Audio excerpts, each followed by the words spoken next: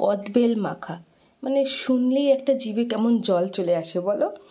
একদমই ম্যাক্সিমাম মেয়েদেরই কদবেল মাখাটা ভীষণই পছন্দ, ইভেন ছেলেদেরও খুব পছন্দের একটা এটা খাবার।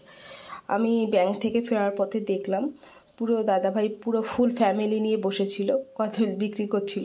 সো আমি দাদাকে বললাম, দাদা আপনি একটা আমাকে বেছে দিন। তার দুটো ছেলে, আমি ভিডিও করছিলাম, বুঝতে পেরেছে।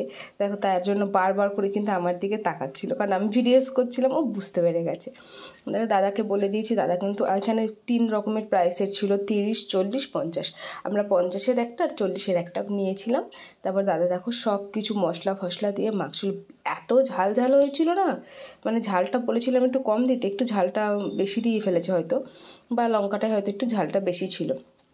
দেখো বাচ্চারা ঠিক বুঝতে পেরেছে আমি ভিডিও করছি। ওই বাচ্চাটা এসে না ওর কানে কানে বলছে যে দিদিভাইটা ভিডিও করছে। ওরা দুজনে মিলে কিন্তু আমার দিকে তার জন্য বারবার করে দেখছিল আর বদমাইশি করে যাচ্ছিল কন্টিনিউয়াসলি। যাই হোক, এই যে সসটা দিয়েছিল, এই সসটার জন্য সিরিয়াসলি দারুণ টেস্ট এসেছিলো, দারুণ। তোমাদের কাদের কাদের কদবেল মাখা খেতে ভালো লাগে আমাকে অবশ্যই জানাবে।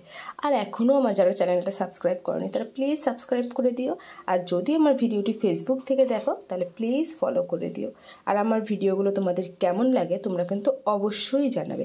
এই কদবেলের এত দাম, এত দাম। আমি দাদাকে জিজ্ঞেস করলাম যে দাদাভাই কদবেলের দামটা অ্যাকচুয়ালি কম কখন হয়? তো সেই দাদাভাই আমাদের দেখো আবার টেস্ট করার জন্য দিয়েছিল। আমার বরাবর আমার হাতে ধরিয়ে দিয়েছে, খুব ভালো খেতে হয়েছিল। তো কদবেলের দামটা সে কমে গিয়ে অক্টোবরের মিডিলে। চলো দেখা হবে, টাটা।